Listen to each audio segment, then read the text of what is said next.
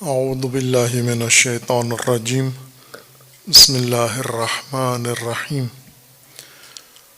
الحمد للہ والصلاة والسلام علی رسول اللہ وآلہ آل اللہ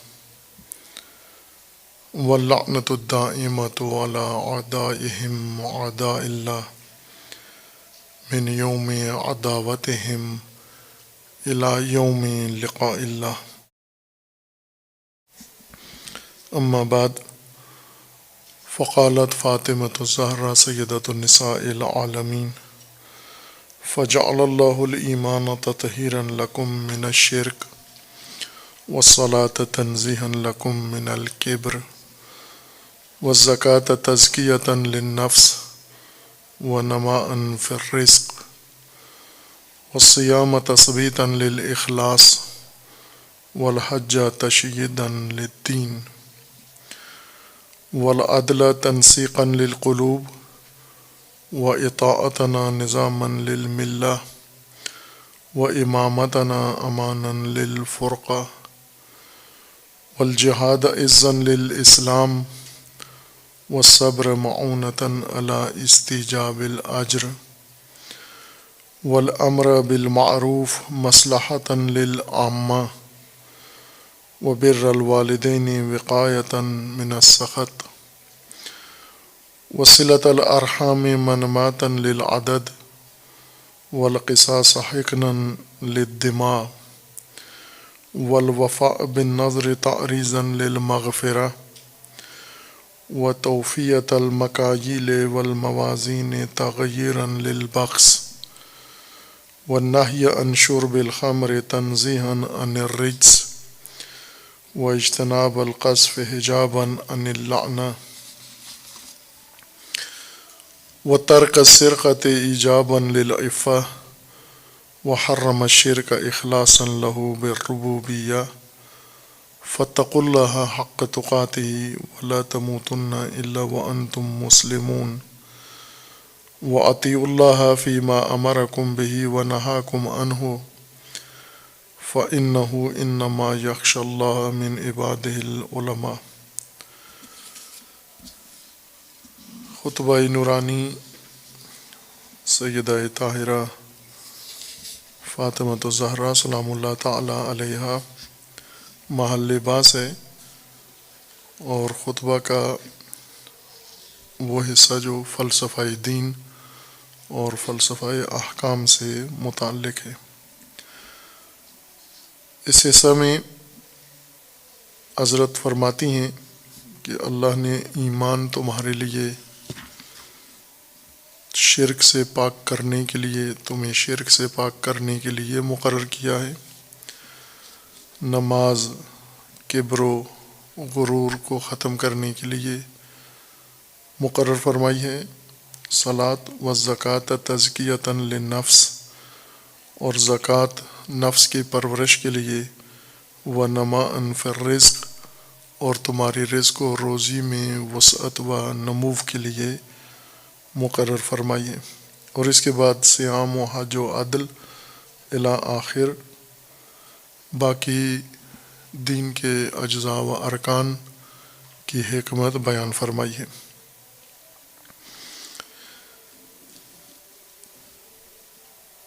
ایمان، صلاۃ اور زکوٰۃ قرآن کریم میں خداوند تبارک و تعالیٰ نے ایک ساتھ اکثر آیات میں ذکر ان کا فرمایا ہے،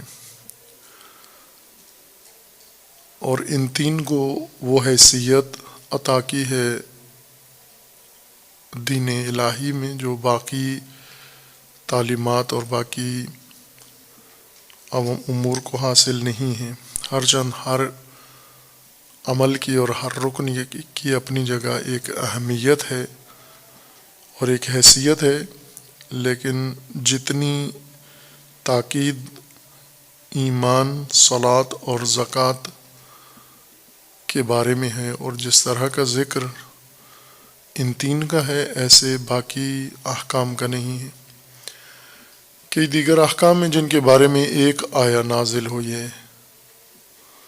یا دو آیات نازل ہوئی ہیں، لیکن ان تین ارکان کے متعلق متعدد آیات ہیں، علیحدہ علیحدہ بھی ان کا ذکر ہے، اور تینوں کا ایک ساتھ بھی ذکر ہے متعدد آیات میں۔ تقریباً 27 کے قریب آیات قرآن کریم کی ہیں جن میں ایمان، صلاۃ و زکوٰۃ کا ایک ساتھ ذکر ہے تکرار کے ساتھ۔ اور ان آیات کے ملاحظہ سے اور مشاہدہ سے یہ بات واضح ہو جاتی ہے کہ جس طرح سے ایمان کسی تفریق کے بغیر ہر انسان مومن کے لیے لازمی ہے اور ایمان کے بغیر ہدایت ناممکن ہے، پہلا قدم ایمان ہے، اسی طرح دوسرے دو رکن بھی ہر انسان کے لیے لازم ہیں۔ اگر ایمان نہ ہو، کسی بھی اضطرار کے تحت انسان ایمان کی نعمت سے محروم ہو اور رکن ایمان اپنے وجود میں قائم نہ کرے اور عذر کوئی بھی پیش کرے، انسان یہ کہے کہ میری طبیعت ٹھیک نہیں رہتی لہذا ایمان نہیں رکھتا، فقیر ہوں مالی طور پر، نادار ہوں ایمان اس لیے نہیں ہے، یا دور دراز علاقوں کا رہنے والا ہوں اس وجہ سے ایمان نہیں ہے، گھریلو مشکلات ہیں اس وجہ سے ایمان نہیں ہے، کوئی بھی عذر انسان پیش کرے، ایمان کے بغیر چارہ نہیں ہے، کوئی چیز عذر نہیں بن سکتی ایمان کے بدلے میں۔ اسی طرح صلاۃ و زکوٰۃ بھی ہے، جس طرح سے ایمان غیر مشروط ہے، وہ مطلقہ بصورت مطلق ہے۔ مطلق کا مطلب یعنی ہر حالت، ہر کیفیت اور ہر حیثیت کے لیے لازمی ہے، ہر فرد کے لیے، وہ کسی بھی طبقے سے تعلق رکھتا ہو، کسی بھی حالت میں ہو، کیفیت میں ہو، اس کے لیے ایمان لازمی ہے۔ اور ایمان کے ساتھ صلاۃ و زکوٰۃ کا ذکر یہ بتاتا ہے کہ صلاۃ و زکوٰۃ بھی ایسے ہی ہر انسان کے لیے لازم ہے۔ ایمان و صلاۃ تو فتاویٰ کے اندر بھی ایسے ہی ہے جیسے قرآن کریم کے اندر ہے، اقوال میں، روایات میں اور احادیث میں اور تبلیغ دین میں، تعلیم دین میں تقریباً تاکید ایمان کے اوپر ویسے ہی ہے جیسے قرآن کریم میں ہے۔ صلاۃ کے بارے میں البتہ قرآنی مفہوم میں اور دینی تعلیمی مفہوم میں تھوڑا فرق ہے کہ انشاءاللہ اشارہ ہوگا، لیکن زکوٰۃ کے بارے میں کافی فرق ہے۔ قرآن کریم نے جس طرح سے زکوٰۃ و ایتاء الزکوٰۃ کو پیش کیا ہے، اس طرح سے مومنوں کے ذہنوں میں اور مسلمانوں کے ذہنوں میں نہیں ہے، اور اس طرح سے نصاب تعلیم میں نہیں ہے، اس طرح سے جیسے قرآن میں ہے، علماء کے اقوال میں زکوٰۃ اس طرح سے منعکس نہیں ہے جیسے قرآن کریم میں ہے۔ ہم ان آیات کو ملاحظہ کر رہے تھے جن کے اندر ایمان، صلاۃ اور زکوٰۃ کا باہم ایک ساتھ ذکر آیا ہے، اور جیسے اشارہ کیا تھا کہ زکوٰۃ کا جو رائج معنی و مفہوم ہے، جس طرح امامیہ فقہ کے اندر اکثر فقہا کا یہ فتویٰ ہے کہ زکوٰۃ حد نصاب تک پہنچے ہوئے اموال میں سے معین مقدار نکال کر راہ خدا میں دینا ہے اور ان مصارف پر خرچ کرنا ہے جن کا قرآن کریم میں ذکر آیا ہے اور دین میں، جیسے فقراء ہیں، مساکین ہیں، ابناء السبیل ہیں، فی سبیل اللہ ہے، ان سب کے اوپر زکوٰۃ کو خرچ کرنا ہے۔ یعنی زکوٰۃ کا ہر ایک کے ذہن میں یہ معنی موجود ہے، ہر مسلمان، ہر عالم، ہر غیر عالم کے ذہن میں جو زکوٰۃ کی اصطلاح سے آشنا ہے، بلکہ غیر مسلم کو بھی آج یہ بات کم و بیش معلوم ہے، کیونکہ مسلمانوں کے اندر زکوٰۃ کا کثرت سے ذکر آتا ہے۔ جیسے نماز سب کو معلوم ہے کہ پڑھتے ہوں یا نہ پڑھتے ہوں، حتیٰ مسلمان نہ بھی ہوں تو بھی انہیں معلوم ہے نماز کس کو کہتے ہیں۔ اسی طرح زکوٰۃ کے بارے میں سب کا ذہن اس طرح سے ہے کہ زکوٰۃ اموال، معین اموال میں سے مقررہ حد و مقررہ مقدار نکالنا اور راہ خدا میں دینا، یہ زکوٰۃ ہے۔ لیکن جب ہم آیات زکوٰۃ کو قرآن کریم میں مشاہدہ کرتے ہیں، چونکہ زکوٰۃ کا تصور قرآن نے پیش کیا ہے، اللہ کی طرف سے آیا ہے۔ قرآن کریم میں زکوٰۃ اس تناظر سے ہٹ کے ہے۔ ایک تو زکوٰۃ کا جو معنی ہے، لغوی معنی، وہ قرآنی معنی، وہ مال نکالنا نہیں ہے۔ زکوٰۃ کا معنی ہے پرورش، کسی شے کی پرورش کرنا، کسی شے کو پالنا، کسی شے کو اس طرح سے نگہداری کرنا کہ وہ پھلے پھولے بڑھے، اور اس کو پالنا پوسنا زکوٰۃ کہلاتا ہے۔ تزکیہ، زکا عربی زبان میں اس معنی میں استعمال ہوتا ہے۔ مال نکالنے کے معنی میں لغتاً استعمال نہیں ہوتا، پرورش کے معنی میں استعمال ہوتا ہے، لغت میں یہ معنی ہے۔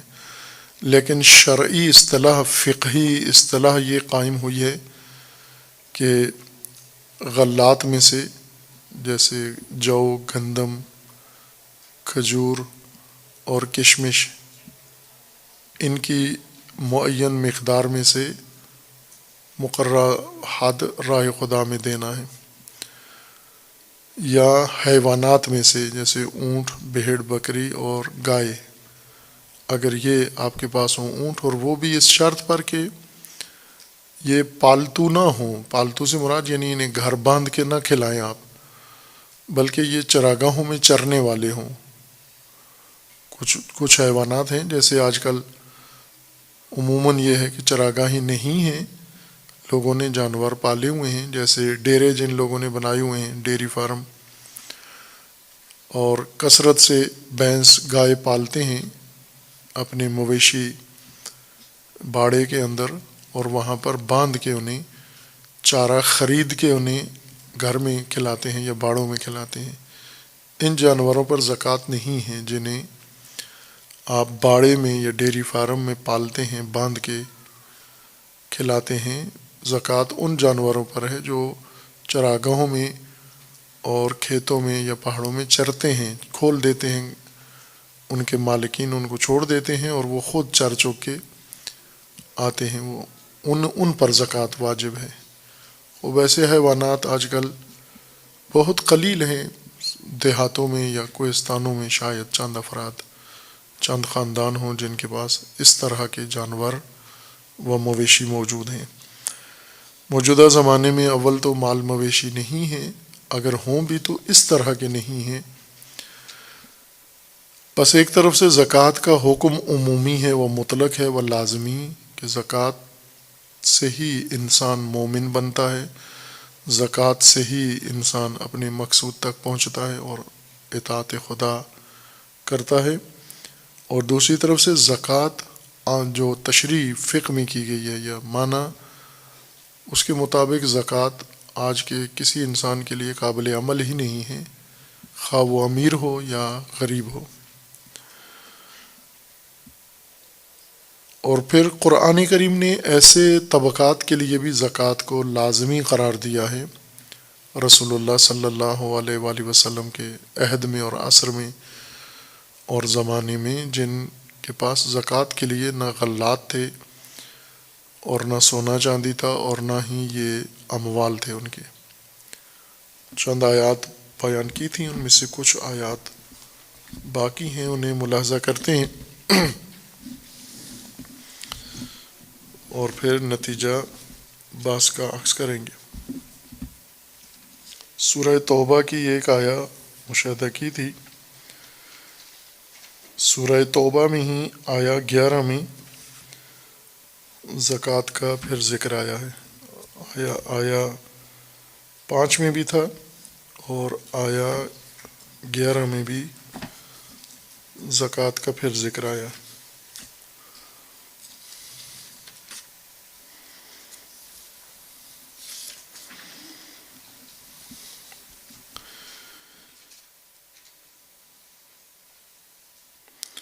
فَإِن تَابُوا وَأَقَامُوا الصَّلَاةَ وَآتَوُا الزَّكَاةَ فَإِخْوَانُكُمْ فِي الدِّينِ وَنُفَصِّلُ الْآيَاتِ لِقَوْمٍ يَعْلَمُونَ۔ اب یہ بھی انہی مشرکین کے بارے میں ہے، مکہ کے مشرکین کے بارے میں جو مسلمانوں کے ساتھ دشمنی و عناد رکھتے ہیں۔ ان کے بارے میں مسلمانوں کو حکم دیا گیا ہے کہ ان کے ساتھ تمہارا رویہ اور برتاؤ کیسے ہونا چاہیے۔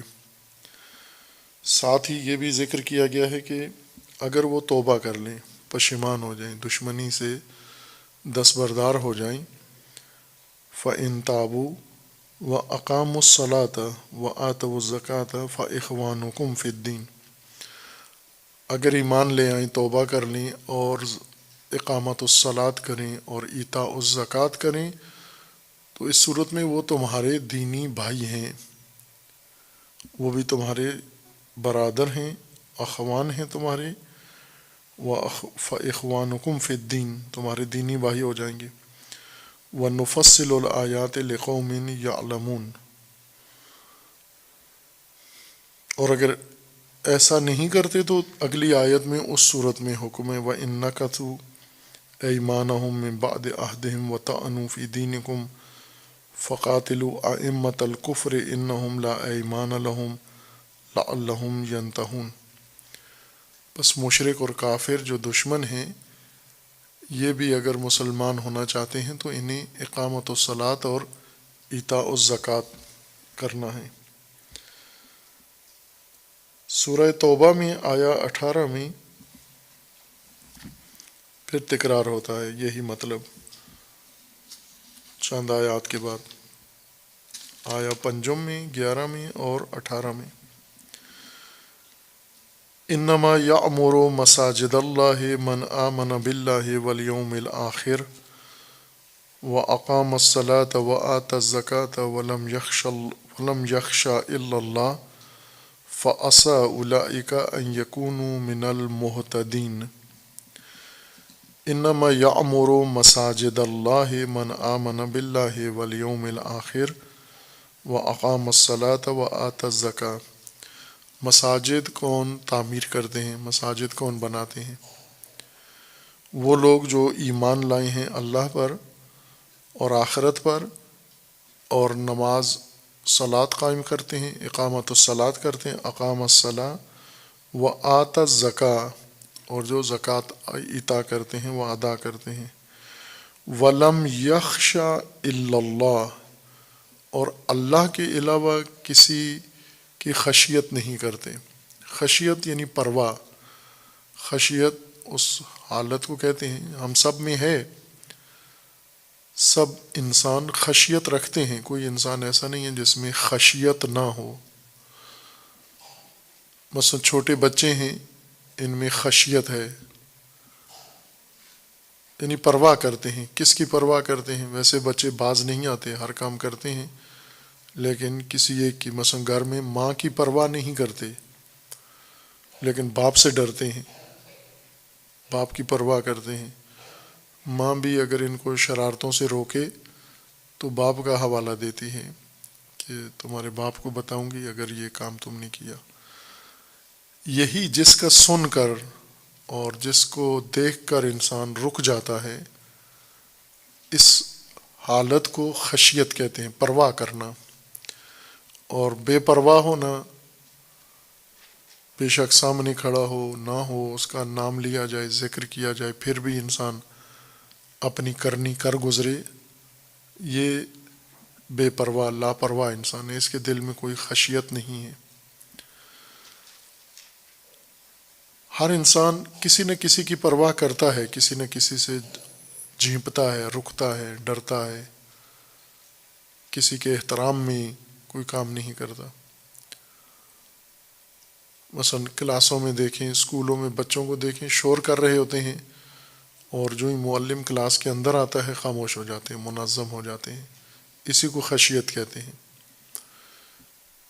معلم کی خاطر اس کے ابہت کے سامنے خاموش ہو جاتے ہیں، لیکن جو ہی معلم کلاس سے باہر جاتا ہے پھر فوراً اسی حالت پر واپس آ جاتے ہیں، اور معلم کے علاوہ اگر کوئی اور ہو جس کی پرواہ نہیں کرتے اس کے سامنے بھی یہی حرکتیں انجام دیتے ہیں۔ خشیت اللہ کا مطلب یہ ہے کہ انسان ہر حال میں اللہ کی پرواہ کرے، یعنی ہمیشہ اللہ کو نظر میں رکھے، اور جو کام کرتا ہے اس کے ذہن میں یہ ہو کہ اللہ مجھے دیکھ رہا ہے۔ احسان کا یہی مطلب معنی کیا گیا ہے کہ اگر انسان اللہ کو نہیں دیکھ سکتا تو یہ یقین رکھے کہ اللہ اسے دیکھ رہا ہے۔ اللہ کی پرواہ کرنا، ہر کام میں اللہ کی پرواہ کرنا، یہ خشیت ہے۔ مساجد وہ تعمیر کرتے ہیں جو اللہ پر ایمان لائے ہیں، آخرت پر ایمان لائے ہیں، اقامت الصلاۃ کیا ہے، وہ زکوٰۃ عطا کی ہے، اور اللہ کے علاوہ کسی سے نہیں ڈرتے یا اللہ کے علاوہ کسی کی پرواہ نہیں کرتے۔ وَعَسَىٰ أُولَٰئِکَ أَن يَكُونُوا مِنَ الْمُهْتَدِينَ، یہ ہدایت یافتہ ہو سکتے ہیں، قریب ہے کہ یہ ہدایت پا لیں، یہ ہدایت کے بہت نزدیک پہنچ چکے ہیں جن کے اندر یہ حالت و احساس موجود ہے۔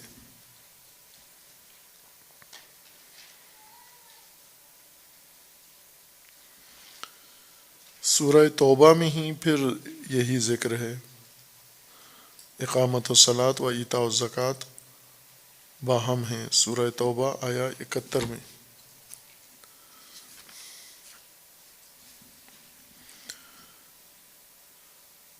والمؤمنون والمؤمنات بعضهم اولیاء بعض، مومنین و مومنات یہ بعض بعض کے اولیاء ہیں، ولی ہیں۔ یامرون بالمعروف و ینہون عن المنکر، مومنین و مومنات یہ بعضهم اولیاء بعض، یہ بعض بعض کے اولیاء ہیں، اور ان کی خوبی یہ ہے، ان کی پہچان یہ ہے، صفت یہ ہے، یامرون بالمعروف و ینہون عن المنکر، امر بالمعروف کرتے ہیں اور نہی عن المنکر کرتے ہیں۔ یہ مومنین کی لازمی خصوصیت ہے۔ ایک یہ ہے کہ ان میں رابطہ ولایت کا ہے، مومنین مومنین کے اولیاء ہوتے ہیں، بعضهم بعض، یہاں یہ نہیں ہے مراد کہ بعض مومنین کے اولیاء ہیں، نہ، اور باقی مومنین کے اولیاء نہیں ہیں، بلکہ یہاں تقابل مومنین کا کفار و مشرکین سے ہے کہ مومنین کبھی بھی کفار و مشرکین کو اپنا اولیاء نہیں مانتے، منافقین کو اپنا ولی نہیں بناتے، مومنین کے ولی مومن ہی ہوتے ہیں۔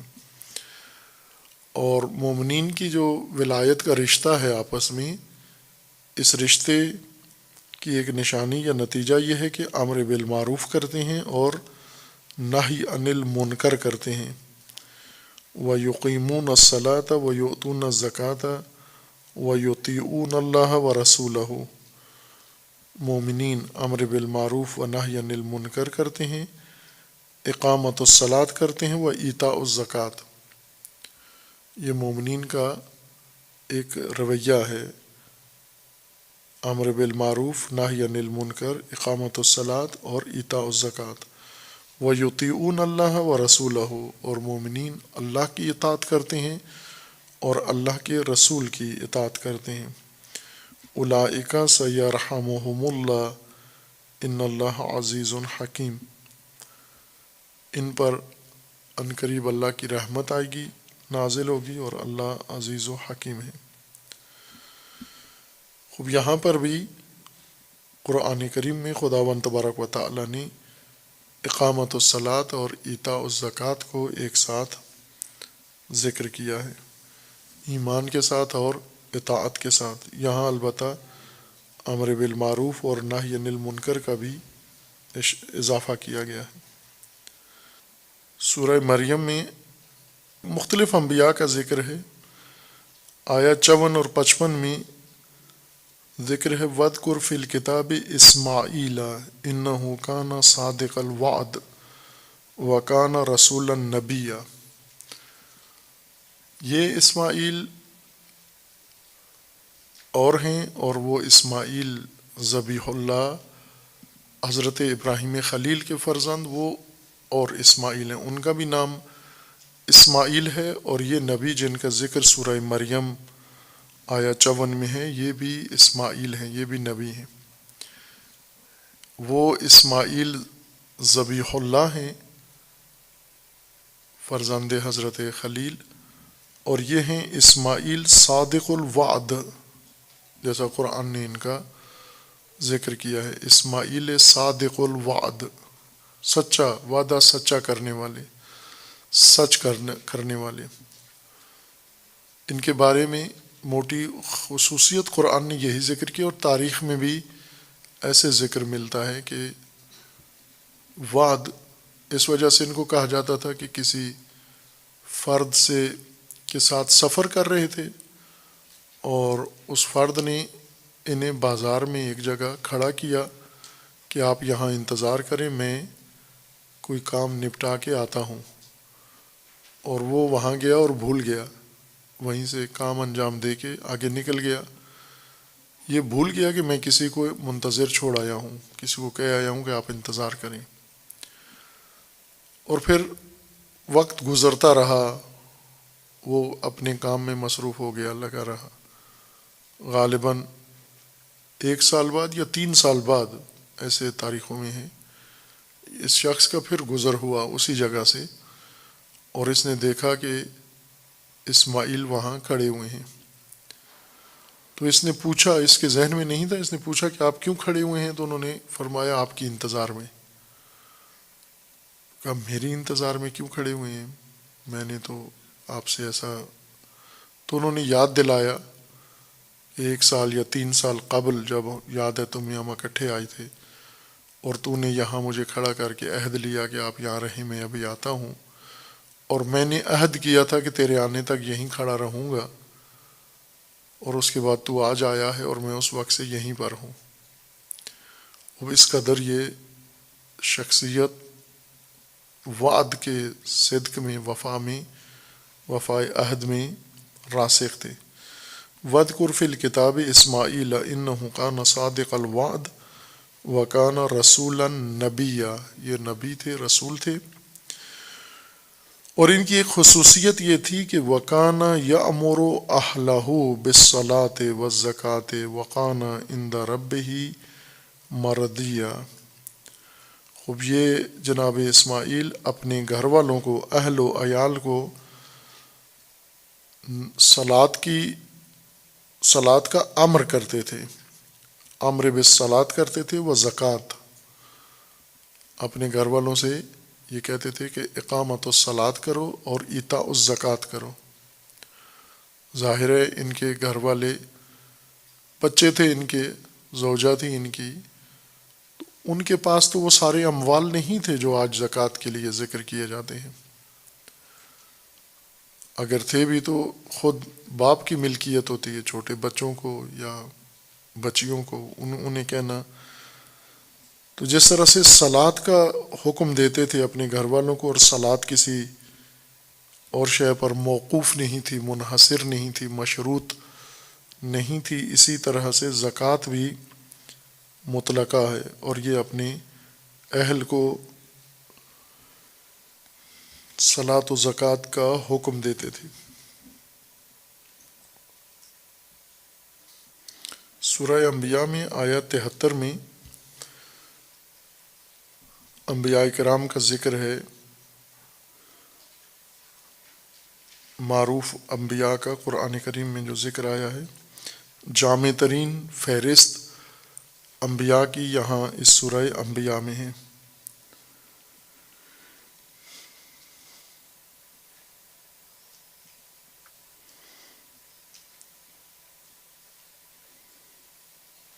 حضرت ابراہیم کا ذکر ہے، پھر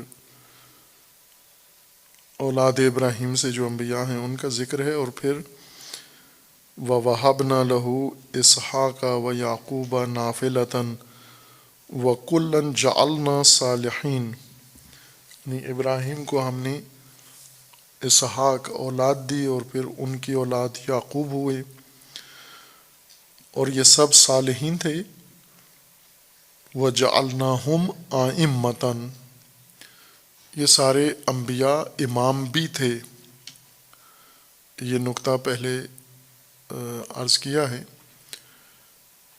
ہم امامت کی باس کو ناقص سمجھتے بھی ہیں اور پیش بھی کرتے ہیں.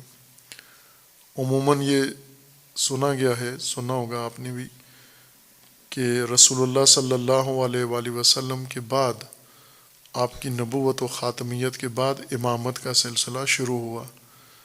ایسے نہیں ہیں. امامت نبوت کے ساتھ، رسالت کے ساتھ ساتھ امامت کا سلسلہ بھی اللہ تعالیٰ نے قائم کیا ہے. امامت ایک منصب ہے رسالت و نبوت کے علاوہ. جس طرح حضرت ابراہیم علیہ الصلاۃ والسلام کو اللہ تعالیٰ نے فرمایا کہ انی جاعلک للناس اماما،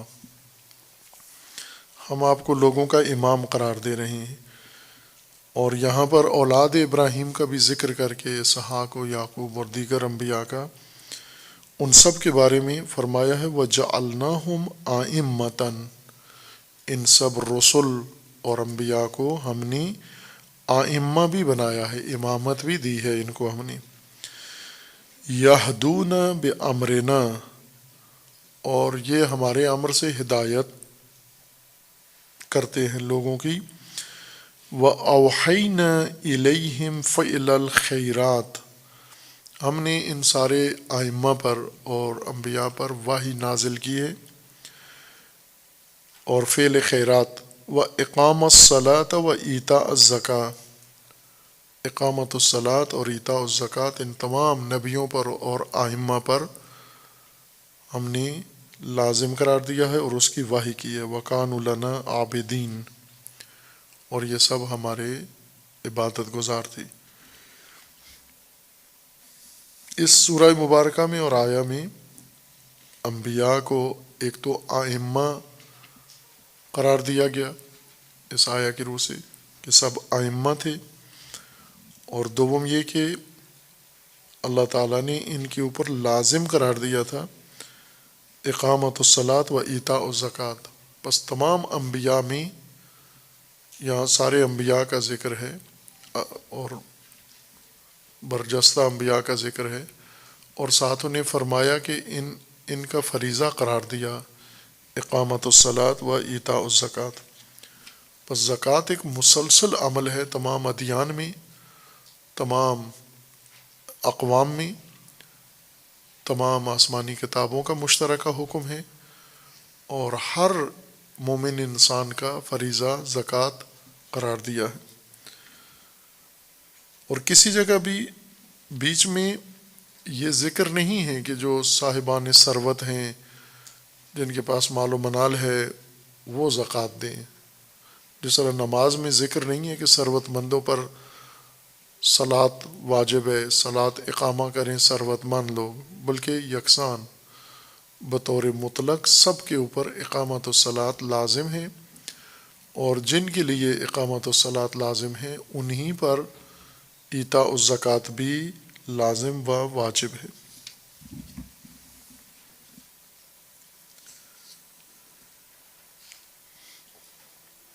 سورہ حج میں یہ آیہ کریمہ سورہ حج بہت اہم ہے.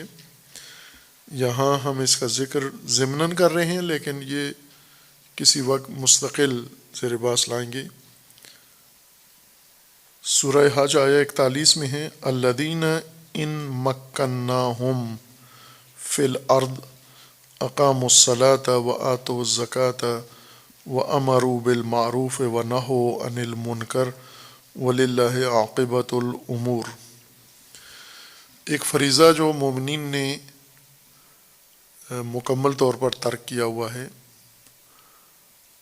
چونکہ علماء نے یہ فریضہ مومنین کو نہیں بتایا، نہ اس کے بارے میں فتویٰ دیا ہے، نہ اس فریضہ کی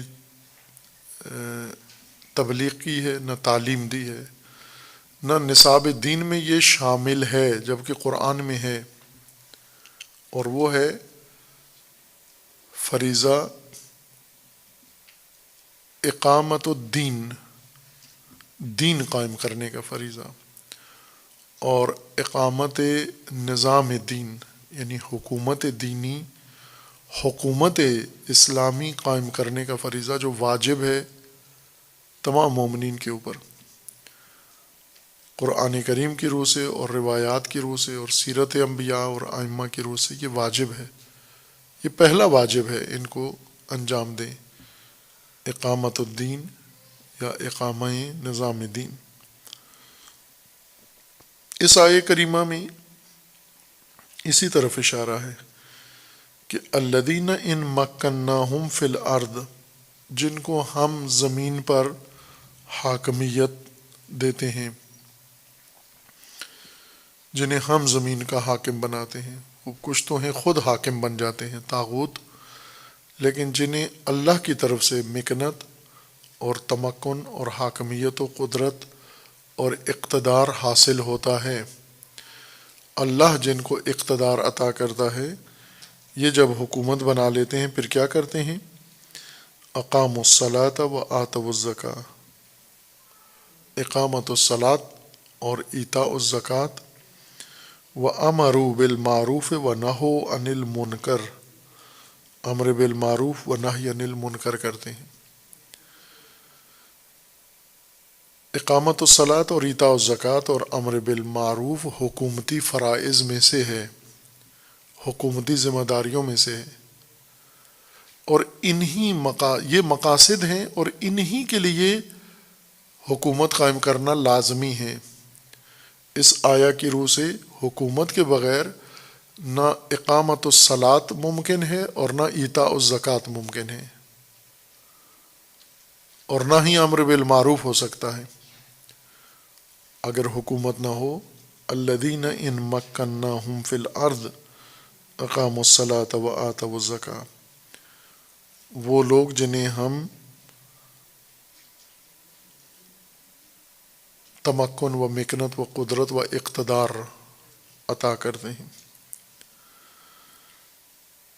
وَلِلَّهِ عاقبۃ الامور، اب یہ وہ موضوع ہے جو فراموش شدہ ہے، بہت قلیل ایسے علماء ہیں جو اس فریضہ کی طرف متوجہ ہیں کہ یہ فریضہ ہے۔ اہل سنت میں سے بھی چند ایک نے اس طرف توجہ دلائی ہے۔ امامیہ علماء میں سب سے نمایاں امام خمینی رحمۃ اللہ علیہ ہیں، جنہوں نے باقاعدہ یہ حکم دیا کہ حکومت دینی قائم کرنا واجب ہے، لازم ہے، اور حکومت دینی کے بغیر ارکان دین قائم نہیں کیے جا سکتے، اور یہ ائمہ اطہار کی تعلیمات میں بہت واضح ہے، خصوصاً امام حسین علیہ الصلاۃ والسلام کے فرامین میں۔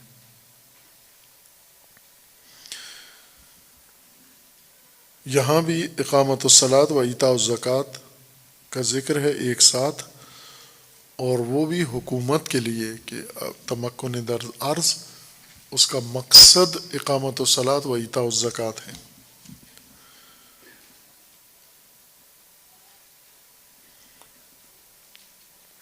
سورہ حج میں ہی آیا 78 میں ہے،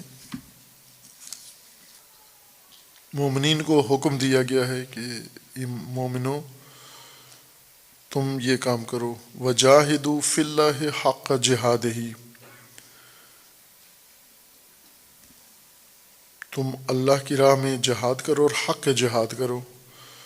وَاجْتَبَاكُمْ وَمَا جَعَلَ عَلَيْكُمْ فِي الدِّينِ مِنْ حَرَجٍ مِلَّةَ أَبِيكُمْ إِبْرَاهِيمَ هُوَ سَمَّاكُمُ الْمُسْلِمِينَ مِنْ قَبْلُ وَفِي هَذَا لِيَكُونَ الرَّسُولُ شَهِيدًا عَلَيْكُمْ وَتَكُونُوا شُهَدَاءَ عَلَى النَّاسِ فَأَقِيمُوا الصَّلَاةَ وَآتُوا الزَّكَاةَ وَاعْتَصِمُوا بِاللَّهِ هُوَ مَوْلَاكُمْ فَنِعْمَ الْمَوْلَى وَنِعْمَ النَّصِيرُ۔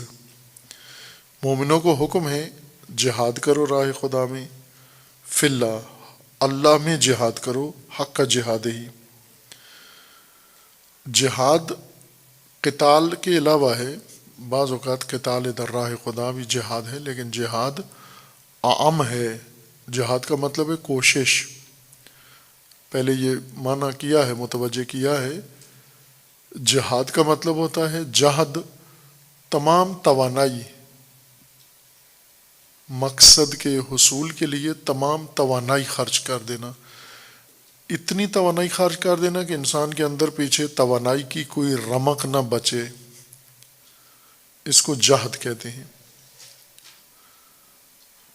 کوشش، جیسے ہم عموماً کہتے ہیں کوشش کریں گے، کوشش کی ہے، کوشش تو بہت کی ہے، کوشش کا معنی نہیں پتہ ہمیں، اس لیے ہم ٹال مٹول کو کوشش کا نام دے دیتے ہیں، لاپرواہی کو کوشش کا نام دیتے ہیں، سستی کاہلی کو کوشش کا نام دے دیتے ہیں، ویسے خانہ پوری کرنے کو کوشش کہہ دیتے ہیں، چونکہ کوشش کا معنی ہی نہیں معلوم ہمیں۔ کوشش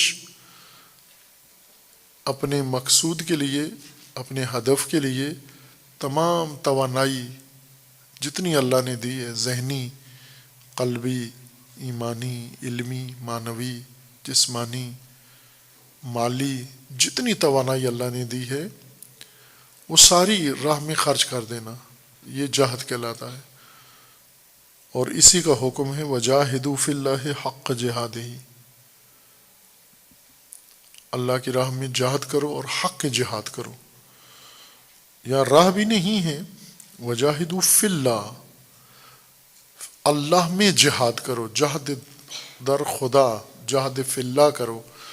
یہاں علماء اکثر عموماً کوئی چیز تقدیر میں بیچ میں مان لیتے ہیں، فی اللہ یعنی فی سبیل اللہ، لیکن ایسا قرآن میں سبیل تقدیر میں کوئی قرینہ نہیں ہے کہ فی سبیل اللہ، جہد فی اللہ ہے یہ۔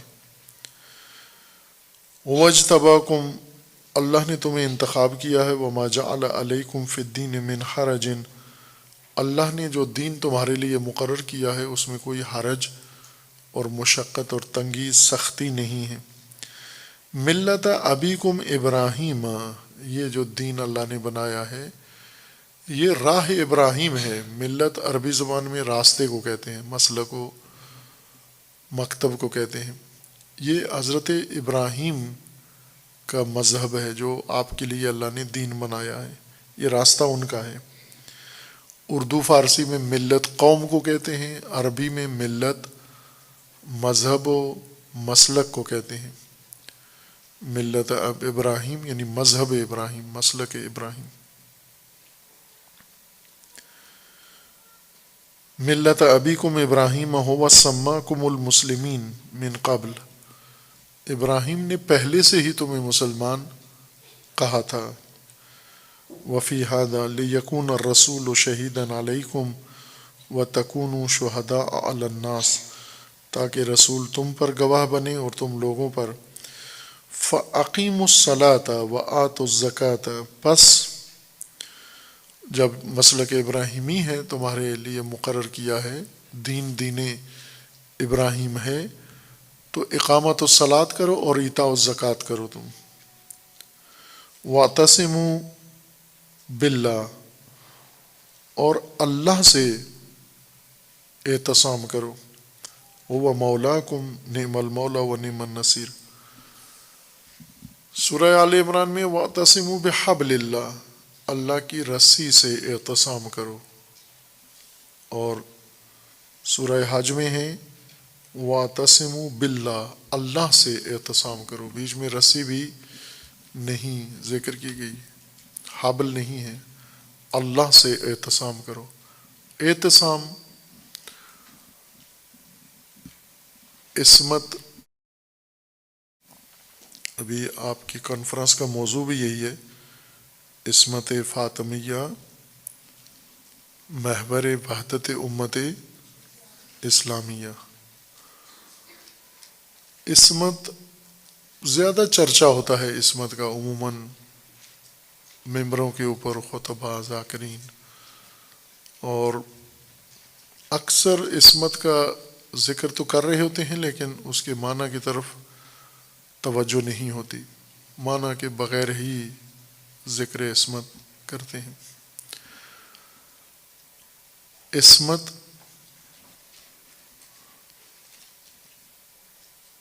حفاظتی رسی کو کہتے ہیں، جس رسی سے کسی چیز کو باندھا جائے تاکہ محفوظ رہے، اس کو عصمت کہتے ہیں۔ اور اسی سے یہ لفظ استعمال ہوا ہے ہر اس صفت کے لیے جس کے نتیجے میں انسان لغزش سے محفوظ ہو جاتا ہے، اور یہی ذریعہ اور سہارا جس کے ذریعے سے انسان محفوظ ہو جاتا ہے، اس کو تھامنا، یعنی حفاظت کے ذریعے کو تھامنا اعتصام کہلاتا ہے۔ اعتصام، واعتصموا، اسی تحفظ کے وسیلے کو تھام لو، اعتصام ہے یہ، اعتصام بحبل اللہ ہے، اور یہاں واعتصموا باللہ ہے، اللہ کے ساتھ اعتصام کرو، یعنی تمہاری تحفظ کا ذریعہ، اپنے حفاظت کا ذریعہ اللہ کو بناؤ۔ واعتصموا باللہ هو مولاکم فنعم المولا ونعم النصیر، وہ بہترین مولا اور بہترین ناصر ہے۔ خوب، اس آیہ شریفہ میں بھی فَأَقِیمُوا الصَّلَاةَ وَآتُوا الزَّکَاةَ ایک ساتھ ذکر ہوا ہے۔ سورہ نور میں آیا 37 سورہ نور میں ایسے لوگوں کا ذکر ہے جو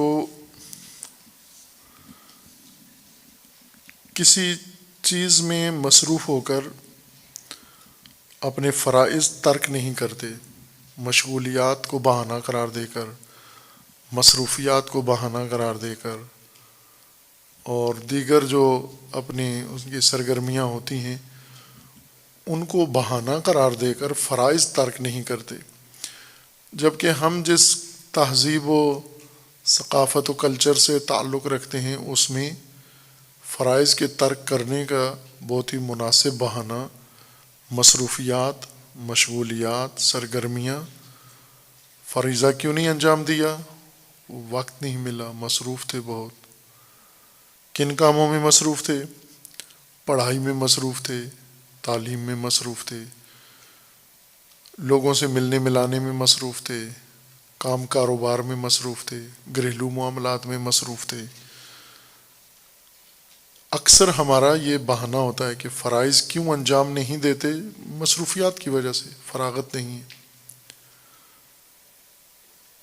قرآن سورہ نور میں آیا 37 میں اللہ تعالیٰ کا فرمان ہے، رجال لا تلہیہم تجارت ولا بیع عن ذکر اللہ،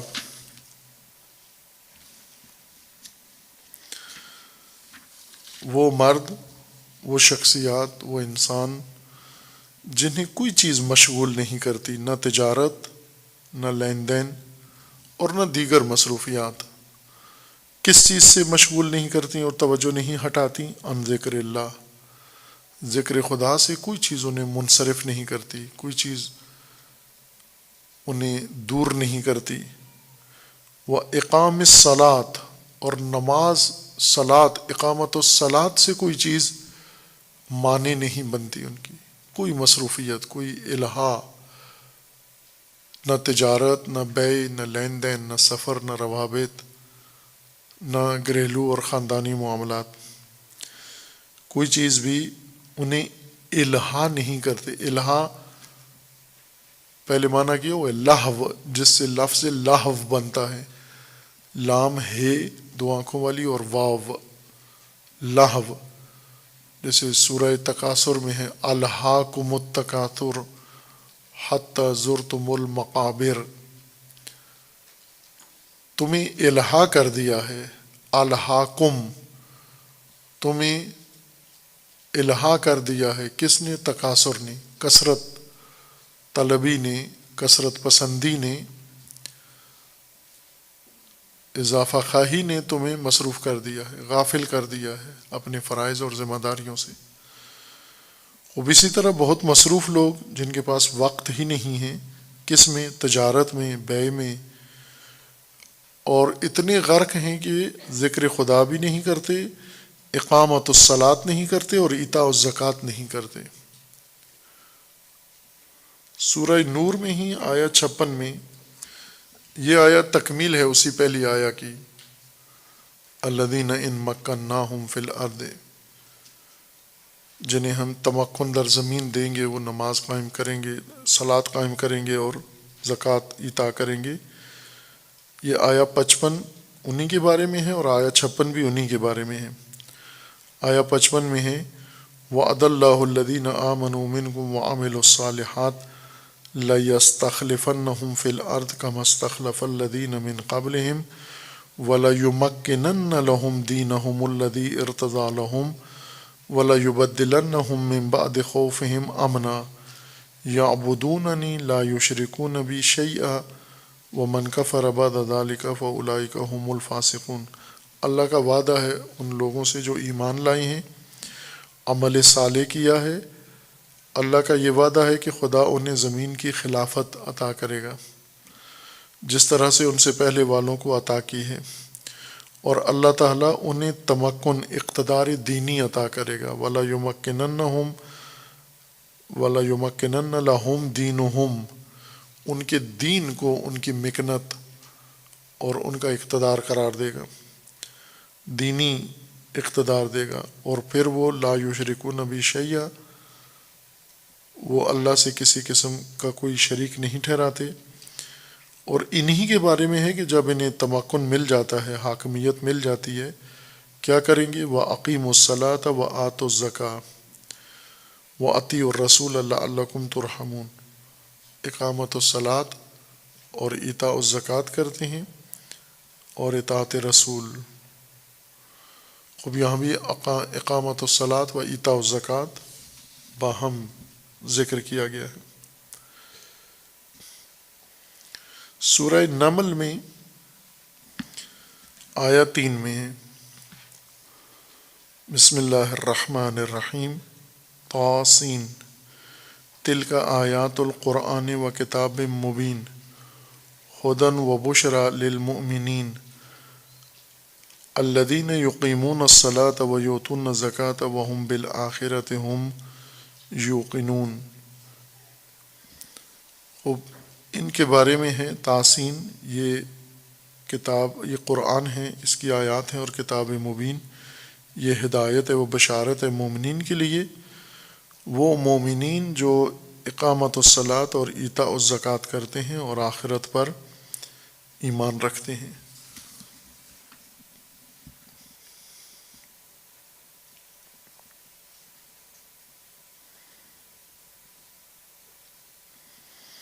سورہ لقمان میں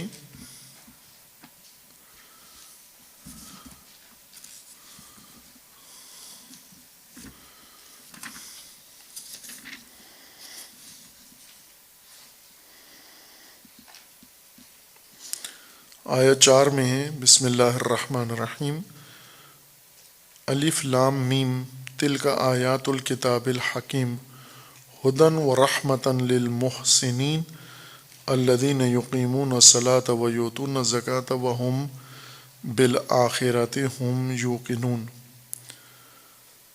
اب یہ ساری آیات تشریح طلب ہیں، تفسیر طلب ہیں، ہم اس تفسیر سے گریز کر کے فقط آیات مشاہدہ کر رہے ہیں کہ کتنی آیات کے اندر اقامت الصلاۃ اور ایتاء الزکوٰۃ اکٹھا آیا ہے۔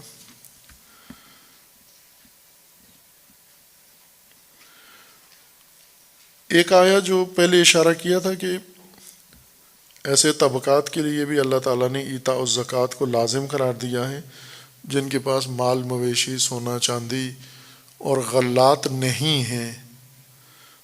ان میں سے ایک سورہ احزاب آیا 33، یہ بھی شیعوں کی پسندیدہ آیت ہے۔ سورہ احزاب کی آیا 33 ان چند خوش قسمت آیات میں سے ہے جسے شیعہ کثرت سے پڑھتے ہیں، باقی قرآن کو اتنی اہمیت نہیں دیتے لیکن انہیں پڑھتے ہیں۔ آیا 33 میں ہے، آیا 32 سے شروع ہوتا ہے یہ مضمون، یا نساء النبی لستن کاحد من النساء، اے ازواج نبی، اے خواتین نبی، نساء یعنی ازواج نبی، لستن کاحد من النساء ان اتقیتن، آپ معمولی دیگر عورتوں کی طرح نہیں ہوں. آپ جو منسوب ہو نبی سے، حریم نبی میں ہو، عقد نبی میں ہو، آپ دیگر عورتوں کی طرح نہیں ہوں. یعنی دیگر عورتوں جیسا اپنا رویہ، اپنا حلیہ، اپنا طور طریقہ، اپنی زندگی اور انداز زندگی دیگر عورتوں جیسی، معمولی عورتوں جیسی نہ بناؤ. تقوی اختیار کرو تم. فلا تخضعن بالقول، اور یہ ازواج رسول اللہ کے لیے حکم ہے اور تمام خواتین کے لیے ہے. فلا تخضعن بالقول، خضوع، باتوں میں خضوع مت دکھاؤ. باتوں میں یعنی جب مردوں کے ساتھ باتیں کرتی ہو یا مرد تمہیں مخاطب ہوتے ہیں تو نرم باتیں مت کرو ان کے ساتھ. نامحرم کے ساتھ خضوع قول نہ اختیار کرو. وہ ویسے ہوتا ہے خواتین فون پہ، دکانوں پہ، جہاں مرد دیکھا اس کے ساتھ خضوع نرم باتیں کرتی ہیں، ایسی باتیں کرتی ہیں. نتیجہ کیا ہوتا ہے؟ فَيَطْمَعَ الَّذِي فِي قَلْبِهِ مَرَضٌ، وہ مرد جس کے دل میں بیماری ہوتی ہے وہ طمع پیدا کر لیتا ہے، وہ تمہاری ان نرم باتوں کو اور معنی دیتا ہے. وَقُلْنَ قَوْلًا مَعْرُوفًا، اور تم ازواج النبی ہمیشہ خوب باتیں کرو. قول، جب بھی بات کرو، گفتگو کرو، معروف بات کرو، منکر بات نہ کرو، ناپسندیدہ گفتگو نہ کرو، ہمیشہ اچھی گفتگو کرو. وَقَرْنَ فِي بُيُوتِكُنَّ، اپنے گھروں میں رہو، اپنے گھروں کے اندر رہو، باوقار رہو اور گھروں کے اندر رہو. وَلَا تَبَرَّجْنَ تَبَرُّجَ الْجَاهِلِيَّةِ، اور جاہلیت جیسا تبرج دکھاوا مت کرو. جاہلیت الاولی، یہ کام مت کرو. گھروں میں رہو، جاہلیت والا بناؤ سنگار بن ٹھن کے نہ آؤ. وَأَقِمْنَ الصَّلَاةَ، اور ازواج نبی آپ صلاۃ قائم کرو. وَآتِينَ الزَّكَاةَ، اور ایتاء زکوٰۃ کرو ازواج نبی. وَأَطِعْنَ اللَّهَ وَرَسُولَهُ، اللہ کی اطاعت کرو اور اللہ کے رسول کی اطاعت کرو. إِنَّمَا يُرِيدُ اللَّهُ لِيُذْهِبَ عَنْكُمُ الرِّجْسَ أَهْلَ الْبَيْتِ وَيُطَهِّرَكُمْ تَطْهِيرًا. وہ آیہ تطہیر اس آیہ کے اندر ہے، اس آیہ کا جز ہے. مکمل آیہ ابھی پڑھی ہے. مکمل آیہ یہ ہے کہ وَقَرْنَ فِي بُيُوتِكُنَّ وَلَا تَبَرَّجْنَ تَبَرُّجَ الْجَاهِلِيَّةِ الْأُولَىٰ وَأَقِمْنَ الصَّلَاةَ وَآتِينَ الزَّكَاةَ وَأَطِعْنَ اللَّهَ وَرَسُولَهُ إِنَّمَا يُرِيدُ اللَّهُ لِيُذْهِبَ عَنْكُمُ الرِّجْسَ أَهْلَ الْبَيْتِ وَيُطَهِّرَكُمْ تَطْهِيرًا.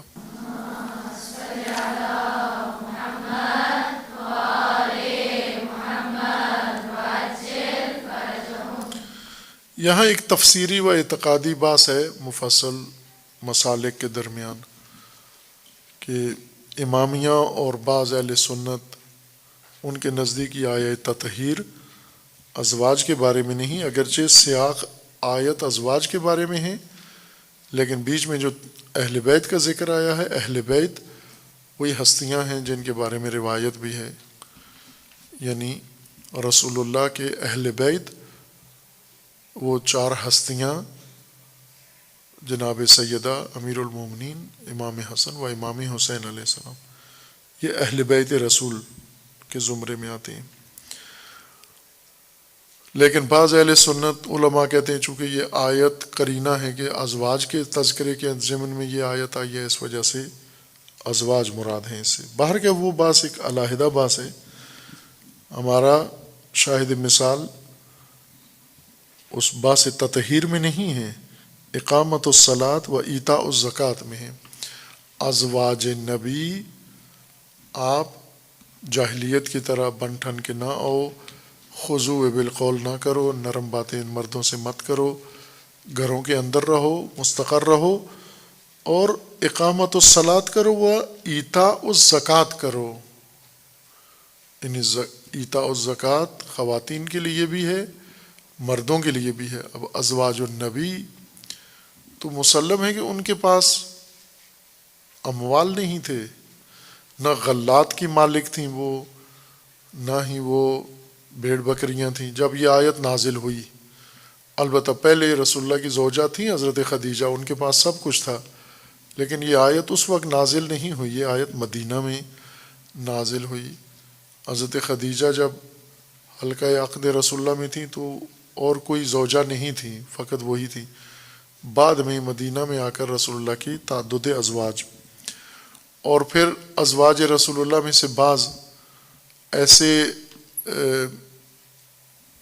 رویہ اختیار کرتی تھیں کہ اللہ تعالیٰ کی طرف سے انہیں یہ تنبیہ کے طور پر آیات اتری کہ آپ معمولی عورتوں کی طرح نہیں ہو، آپ رسول اللہ کے ساتھ منسوب ہو، لہٰذا آپ تقلید نہ کرو عام عورتوں کی، کہ جس طرح وہ جاہلیت کی پیروی کرتی ہیں تم بھی ایسے کرو۔ وہ خواتین، جیسے جو خواتین مثلا اللہ نے ان کو ایسا اعزاز دیا، ایسی عزت دی، ایسی سعادت دی ہے، ان کا ایک عنوان ہے، جیسے طالبات ہیں، دین کی طالبات، انہیں ہرگز عام عورتوں کی پیروی نہیں کرنی چاہیے، ان کا حلیہ نہیں اپنانا چاہیے۔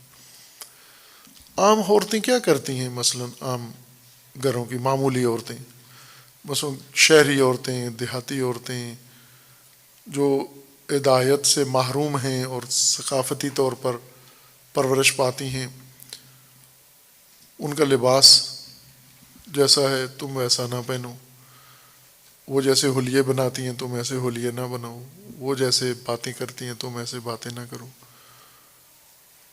وہ جیسے شاپنگ کرتی ہیں تم ایسی شاپنگ نہ کرو۔ کیوں؟ لستن کاحد من النساء، آپ ان کی طرح نہیں ہو، آپ کو اللہ تعالیٰ نے بہت بڑا اعزاز دیا، چن لیا ہے اپنے دین کے لیے، جس طرح حضرت مریم کو اللہ تعالیٰ نے اپنے دین کے لیے، معجزے کے لیے چن لیا۔ خوب اسی طرح جو اس راہ پہ خدا جن کو قبول کر لے تو انہیں پھر ثابت کرنا چاہیے کہ لستن کاحد من النساء، ان کی طرح نہیں ہے۔ آداب سے، شخصیت سے، وقار سے پتہ چلے کہ یہ وہ ہیں جنہیں اللہ نے سعادت دے دی ہے ہدایت کی۔ یہ نہ ہو کہ پوچھنا پڑے کہ مثلا سارا سرخی پاؤڈر ایک جیسا لگا ہوا ہو، ناخن انگلیوں سے بھی بڑے بڑھائے ہوئے ہوں، اور کپڑے اسی طرح کے یا باریک یا ٹائٹ کپڑے پہنے ہوئے ہوں، ہر کام ان جیسا کیا ہوا ہو، اور پھر کہیں جی کہ ہم جامعہ میں پڑھی ہیں، 5 سال پڑھی ہیں، 7 سال پڑھی ہیں، قم سے پڑھی ہیں، نجف سے پڑھی ہیں، فلاں، شکل سے تو نظر نہیں آتا تم ایک حرف بھی پڑھی ہو، تو یہی لگتا ہے کہ دوسری عورتوں کی طرح کسی شہر میں رہی ہو، انہی کی طرح ہو تم۔ یہ بہت بڑا ایک نساء نبی کی تکریم ہے، یعنی انہیں بتایا جا رہا ہے کہ آپ کا مقام، آپ کی حیثیت، آپ کی منزلت رسول اللہ سے نسبت ہونے کی وجہ سے علیحدہ ہے، جدا ہے عام عورتوں سے۔ تو پھر یہ کردار میں بھی ثابت کرو، نسبت میں تو ہو تم برتر ان سے، تو کردار میں بھی ثابت کرو، ان کی طرح حرکات و سکنات انجام مت دو تم۔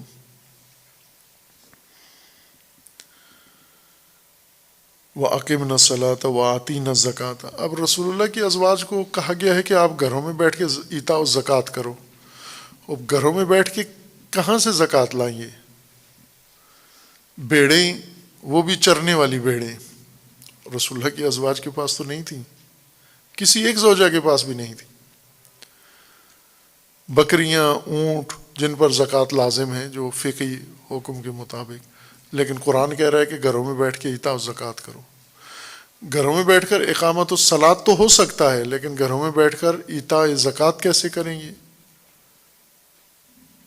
جبکہ ان کے پاس سونا چاندی بھی نہیں ہے، مال و منال بھی نہیں ہے؟ چونکہ زوجہ ہے، شوہر کے رہن منت ہے، شوہر نے اس کی زندگی کا سارا نان و نفقہ صرف ہندوستان پاکستان میں ہے کہ بیوی نے شوہر کا خرچہ دینا ہوتا ہے، باقی ساری دنیا میں اسلام میں شوہر نے بیوی کا خرچہ دینا ہوتا ہے۔ ہندوستان پاکستان میں ہے کہ جب شادی ہو تو لڑکی پورے لڑکے کے گھر کا سارا سامان چند 3-4 ٹرک بھر کے لائے، چارپائیاں لے کر آئے، کرسیاں لے کر آئے، صوفے لے کر آئے، برتن لے کر آئے، چمچے لے کر آئے، اس شوہر کے، اس کے باپ کے، اس کے بھائیوں کے سوٹ لے کر آئے، یہ سارا سامان لڑکی لے کر آئے کہ کیوں؟ کیا گناہ کیا اس نے؟ کیا جرمانہ ہے اس کے اوپر کہ ان کا سامان وہ کیوں لے کر آئے؟ اسلام نے تو کہا ہے کہ لڑکی جو آپ کے گھر میں آئی ہے، جو زوجہ بنی ہے، اس کا سارا خرچہ مرد کے اوپر واجب ہے، اس کی روٹی، اس کا کپڑا، اس کا رہن سہن، اس کی چارپائی، اس کا برتن، اس کا تمام زندگی کی ضروریات مرد کے اوپر ہیں۔ لیکن شریعت ہند میں سب لڑکی کے اوپر ہے،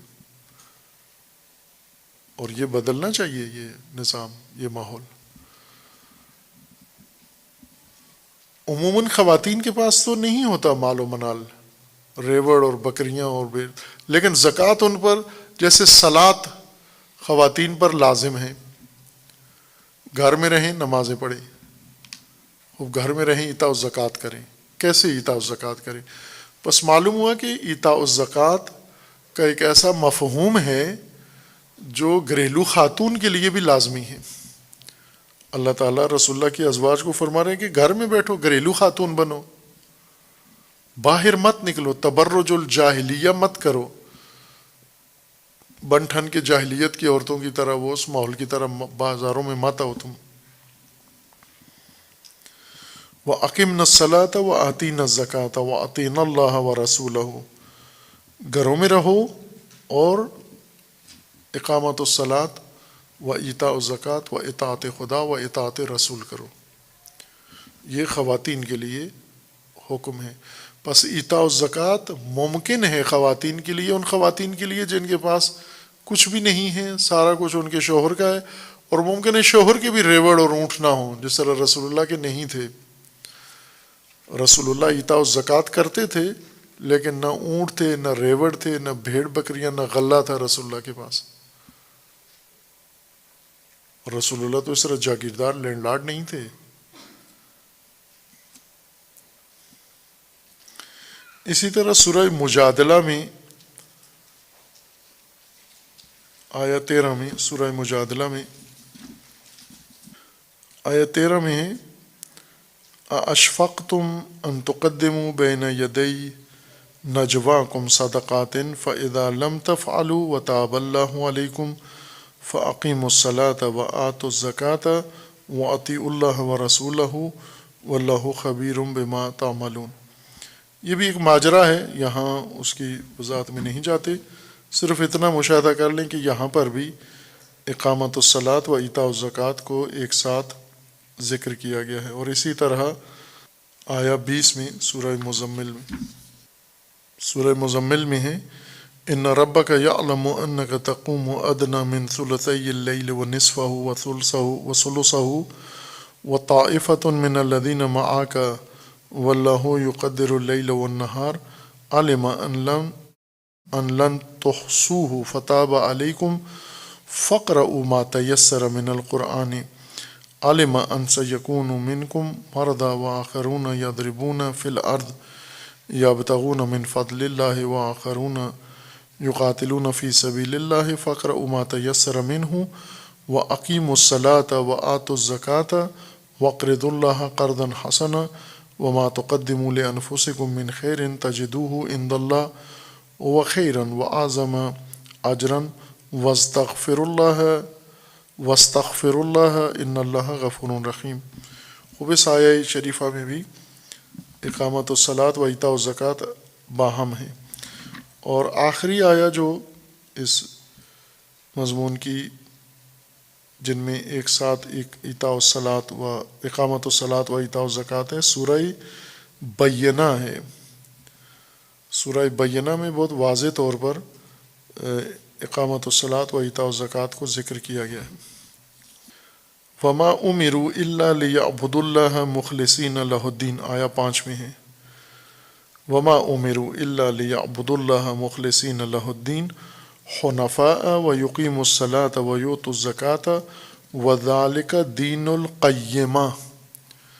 دین قیم، دین استوار، دین قائم وہ دین ہے جس میں اقامت الصلاۃ و ایتاء الزکوٰۃ ہو، یہ دین قیمہ ہے۔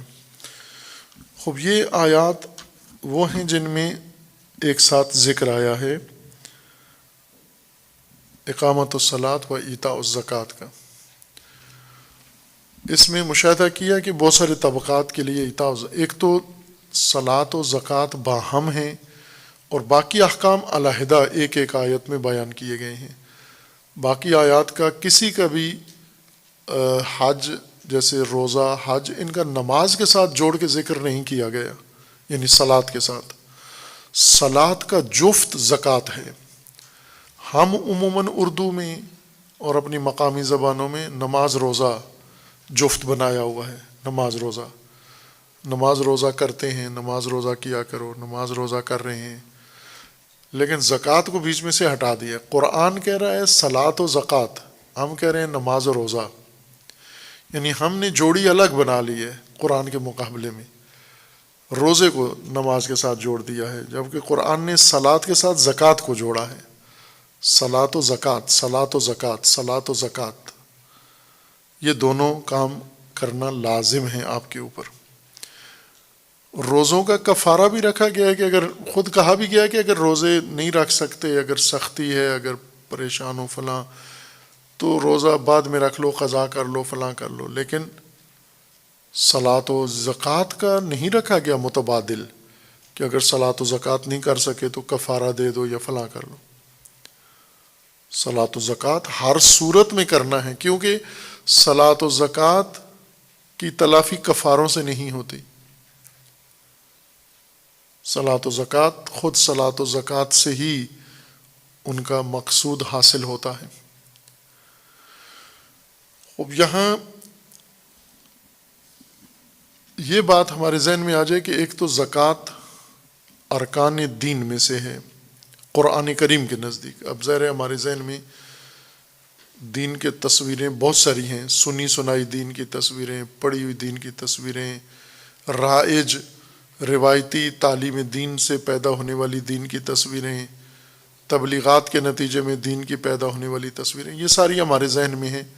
قرآنی تصویر کے مطابق، قرآنی نقشے کے مطابق صلاۃ و زکوٰۃ ایمان کے بعد یہ دو اہم رکن ہیں۔ جفت دین کے اندر صلاۃ و زکوٰۃ ہیں، نہ نماز روزہ۔ نماز روزہ ہم نے آپس میں جوڑ دیے ہیں۔ قرآن میں کسی جگہ بھی روزے کا ذکر نماز کے ساتھ نہیں ہے، زکوٰۃ کا ذکر آیا ہے، اور یہ ضروری ہے، یہ حکمت و فلسفہ۔ اس لیے جناب سیدہ زہرا سلام اللہ تعالیٰ علیہا ان لوگوں کو اور ہمیں تعلیم دے رہی ہیں کہ اللہ تعالیٰ نے زکوٰۃ پہلے بتایا صلاۃ تنزیہاً لکم من الکبر، اور پھر فرمایا والزکاۃ تزکیۃ للنفس۔ زکوٰۃ تزکیہ نفس کے لیے ہے، اور تزکیہ نفس مالدار و غیر مالدار سب کے لیے لازم ہے، عورت مرد سب کے لیے لازم ہے، گھریلو عورت یا مشغول عورت و مصروف عورت سب کے لیے لازم ہے، مرد ہو یا عورت ہو، جو بھی کوئی طبقہ رکھتا ہے، کوئی حیثیت رکھتا ہے، زکوٰۃ ایتاء الزکوٰۃ اس کے لیے لازم ہے، چونکہ تزکیہ نفس ہے۔ تزکیہ نفس سے مراد پاکیزگی نفس نہیں ہے، تزکیہ نفس سے مراد پرورش نفس ہے، اور پرورش نفس سب کے لیے یکساں لازم ہے۔ چند اور آیات ہیں جو ہمیں زکوٰۃ کے معنی کی طرف متوجہ کریں گی ہمیں کہ زکوٰۃ کا اصل مفہوم معنی کیا ہے، کیوں نہیں انشاءاللہ بعد میں ذکر کریں گے۔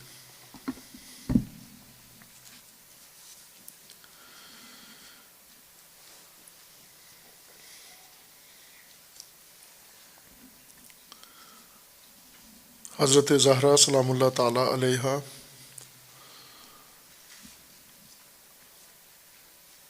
پہلی مصیبت اپنی والدہ کی رحلت، دوسری اور سب سے بڑی مصیبت رسول اللہ صلی اللہ علیہ وآلہ وسلم کی مصیبت رحلت، اور تیسرا بڑا دکھ اپنے ولی کی تنہائی، علی کی مظلومیت تھی۔ اور پھر وہ مصیبت جو حضرت زہرا نے خود تحمل کی، جو آپ پر ستم ہوا، ظلم ہوا اور آپ کو اذیت دی گئی،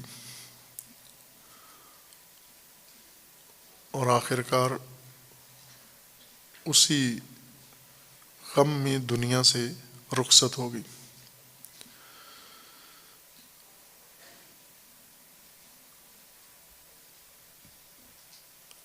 حضرت سیدہ نے امیر المومنین علیہ السلام کو وصیت کی، اور وصیت سے پہلے یہ اختیار بھی دیا امیر المومنین کو کہ مجھے معلوم ہے آپ کے لیے جو حالات بنے ہوئے ہیں، امیر المومنین کے لیے جو صورتحال پیش آ گئی تھی، اس کے پیش نظر ممکن ہے آپ میری وصیت پر عمل نہ کر سکیں، لہٰذا پہلے یہ اجازت لی کہ اگر آپ میری وصیت پر عمل کر سکتے ہیں تو آپ کو وصی بناتی ہوں،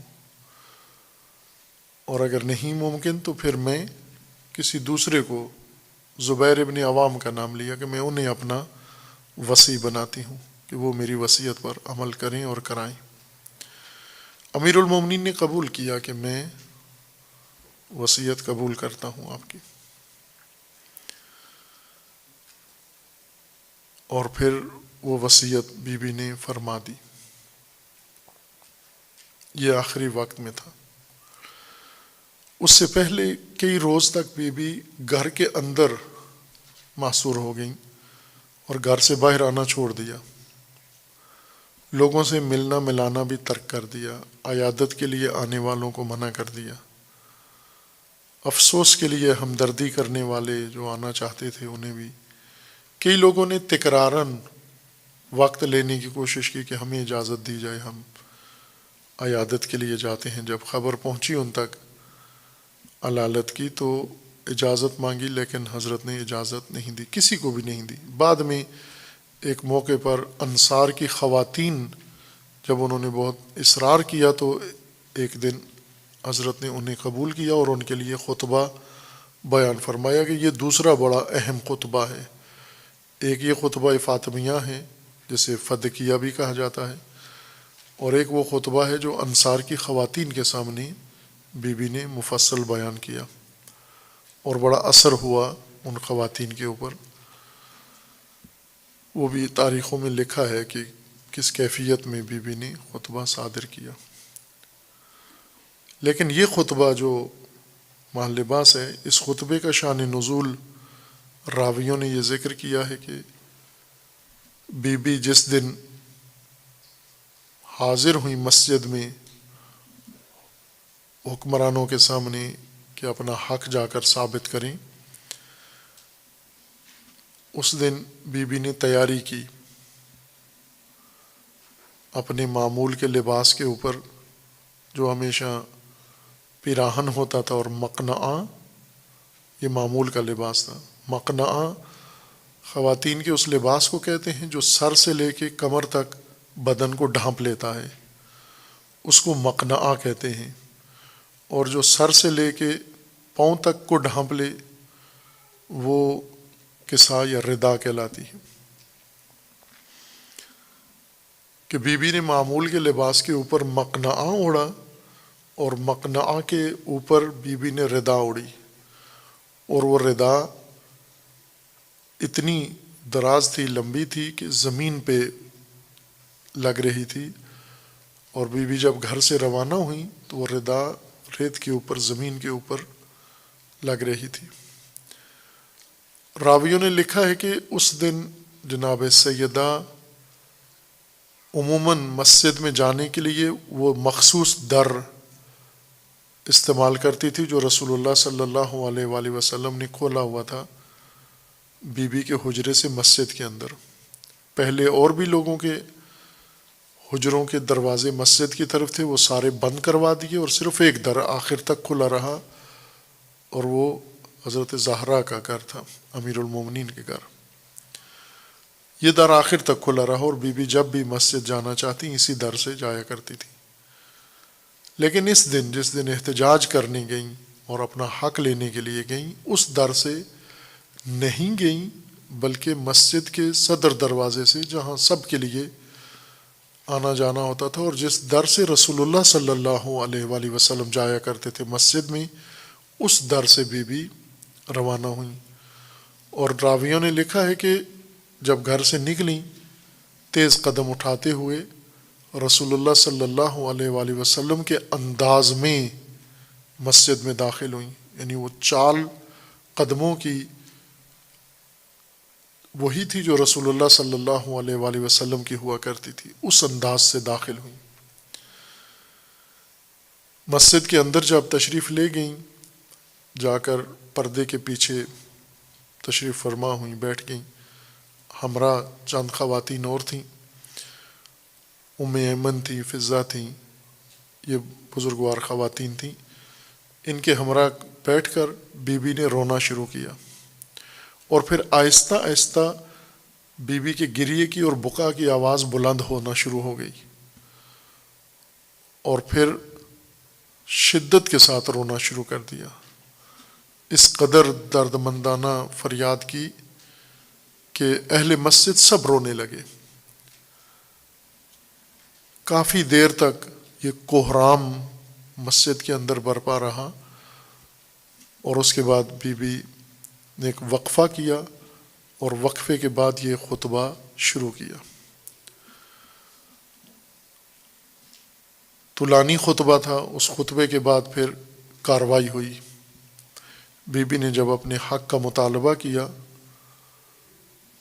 اور اس کے بعد جو کارروائی کی گئی، بی بی کا خطبہ سن کر حق کا انکار کیا گیا، نہیں دیا گیا، اس وقت جو کیفیت طاری ہوئی بی بی پر، وہ قابل برداشت امیر المومنین کے لیے بھی نہیں تھی۔ مسجد سے نکلیں، لیکن جیسے گئی تھیں اس طرح سے نہیں نکلیں۔ مسجد سے جب باہر تشریف لائیں، بی بی کا انداز بدلا ہوا تھا۔ جاتے ہوئے رسول اللہ کے انداز میں تیز تیز قدم اٹھاتے ہوئے اپنے بابا کی طرح چلتی ہوئی گئیں، لیکن واپسی پر مسجد سے باہر آئیں۔ مسجد سے باہر بی بی کے در تک بہت مختصر سا فاصلہ ہے۔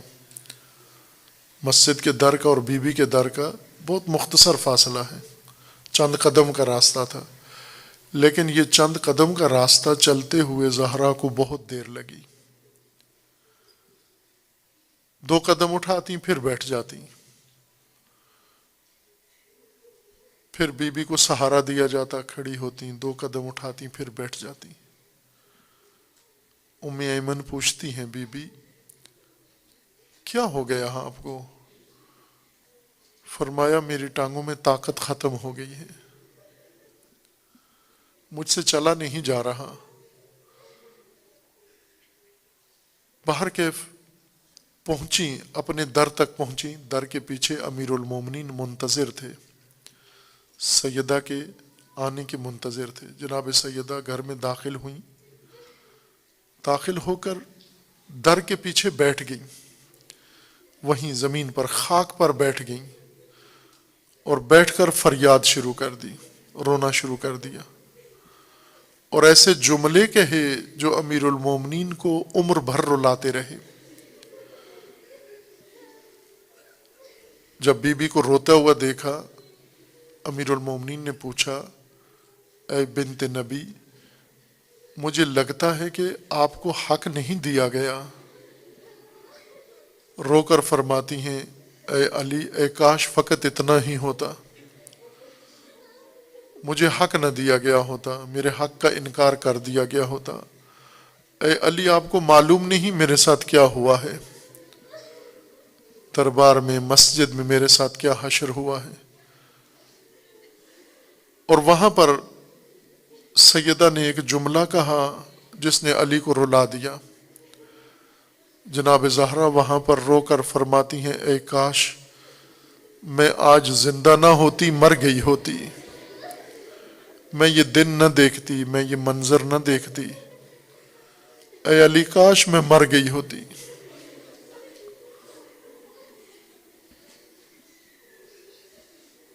امیر المومنین نے پوچھا بی بی اتنا کیا ناروا سلوک ہوا، کیا تشدد کیا کسی نے، کیا کر دیا؟ بی بی فرماتی ہیں علی مجھے جھٹلایا گیا ہے، مجھ سے گواہ مانگے گئے ہیں، مجھے کہا گیا ہے کہ آپ صحیح نہیں کہہ رہی ہیں جو کہہ رہی ہیں۔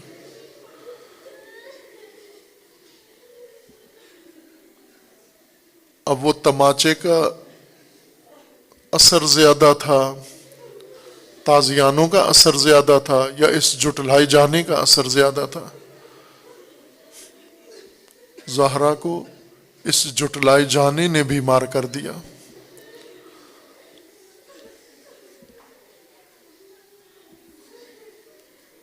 بہت دردناک تھا امیر المومنین کے لیے یہ منظر۔ کوفہ میں 25 سال بعد امیر المومنین اپنی حکومت کے زمانے میں مسجد کوفہ میں چند لوگوں کو روتے ہوئے دیکھا، باتیں کر رہے تھے اور رو رہے تھے۔ امیر المومنین نے ان سے پوچھا کہ مردوں کیوں روتے ہو؟ انہوں نے اپنے درد بیان کرنا شروع کر دیے۔ کسی نے اپنے بیٹے کی موت کا ذکر کیا، کسی نے باپ کی موت کا ذکر کیا، کسی نے مال و منال کے نقصان کا ذکر کیا۔ امیر المومنین نے انہیں فرمایا کہ مرد ایسے غموں پہ رویا نہیں کرتے۔ تو پوچھنے لگے پھر مولا بتائیے مرد کن غموں پہ روتے ہیں؟ امیر المومنین نے فرمایا جو میرے سینے کے اندر موجود ہیں، مرد ان دکھوں پہ روتے ہیں۔ تو کہنے لگے بتائیے وہ کون سا دکھ ہے جو علی کے سینے میں ہے؟ فرمایا وہ بتا نہیں سکتا میں، وہ درد ایسا ہے۔ پھر اصرار کیا، پوچھنے لگے مولا فرمائیے کون سا درد ہے علی کے سینے میں چھپا ہوا جو علی کو خلوتوں میں تنہائیوں میں رلاتا ہے؟ تو وہاں پر حسرت کے ساتھ امیر المومنین نے کہا وہ درد کہ جب انسان کے گھر میں ظالم آئیں، شیر خدا کے گھر میں آئیں، وہ جس کی شمشیر سے سب ڈرتے ہوں اس کے گھر میں آئیں اور اس کے سامنے آ کر ظلم کریں، بنت رسول پر ظلم کریں، اور وہ اتنا مجبور ہو کہ بنت نبی کا دفاع بھی نہ کر سکتا ہو، اور اس کی آنکھوں کے سامنے بنت نبی یہ آرزو کرے اے کاش میں مر گئی ہوتی۔ یہ وہ درد ہے جو مجھے عمر بھر رلاتا رہے گا۔ الا لعنۃ اللہ علی الظالمین فسیعلم الذین ظلموا ای منقلب ینقلبون۔ اللہم بحق اسمک العظیم العظم الأعز الأجل الأكرم یا اللہ یا اللہ یا اللہ یا اللہ یا اللہ یا اللہ یا اللہ یا اللہ یا اللہ یا اللہ یا اللہ۔ خدا بندہ بحق اسماء حسناء خود، بحق اولیاء، بحق انبیاء، بحق رسول اللہ، بحق سید الشہداء، بحق فاطمۃ الزہرا، خدا بندہ ہمارے اس قلیل سے ذکر کو اپنی بارگاہ میں قبول فرما۔ جو مومنین اس دنیا سے رحلت کر گئے انہیں جوار رحمت میں مقام نصیب فرما، جو مریض ہیں علیل انہیں شفاء کاملہ نصیب فرما۔ مہلک وبا میں جو مریض مبتلا ہیں پروردگارہ ان سب کو صحت کاملہ عطا فرما۔ جو کسی مصیبت و مشکل میں گرفتار ہیں خدا بندہ ان کے تمام مسائل و مشکلات کو برطرف فرما۔ امت مسلمہ کو ظلم و ستم سے رہائی عطا فرما، ان ظالمین کو ظلم سمیت نیست و نابود فرما۔ ملت مظلوم کشمیر و فلسطین و یمن کو ظالموں کے ظلم سے نجات عطا فرما۔ خدا بندہ بحق محمد و آل محمد رہبر معظم کو درازی عمر عطا فرما، انقلاب اسلامی کو دشمنوں کے شر سے محفوظ فرما، مملکت پاکستان کی حفاظت فرما، اس ملک کو اندرونی بیرونی دشمنوں کے شر سے محفوظ فرما، ملک کے اندر امن و امان قائم فرما، اس ملک میں دہشت گردی، فرقہ واریت منافقت پھیلانے والوں کو رسوا فرما، ان کے حامیوں اور ان کے بانیوں کو رسوا فرما، پیروان امیر المومنین، عزاداران سید الشہداء، سوگواران فاطمہ و زہرا، جہاں کہیں بھی ہیں ان کے عزت و مال و جان و ناموس کی حفاظت فرما، اپنے ولی حق ولی اللہ العظم جل اللہ تعالی فرج و شریف کا جلد از جلد ظہور فرما، ہمیں حضرت کے اعوان و انصار میں سے ہونے کی توفیق عطا فرما۔ تمام مرحومین کے لیے، مومنین و مومنات، حاضرین مجلس، شہداء اسلام، امام شہداء امام خمینی رضوان اللہ تعالیٰ علیہ کے لیے، اور مرحومہ غلام فاطمہ زوجہ سید اسرار حیدر کی مغفرت کے لیے سورہ فاتحہ۔ بسم اللہ الرحمن الرحیم، الحمد للہ رب العالمین، الرحمن الرحیم، مالک یوم الدین، ایاک نعبد و ایاک نستعین، اہدنا الصراط المستقیم، صراط الذین انعمت علیہم غیر المغضوب علیہم ولا الضالین۔ اللہم تقبل منا انک انت السمیع العلیم برحمتک یا ارحم الراحمین۔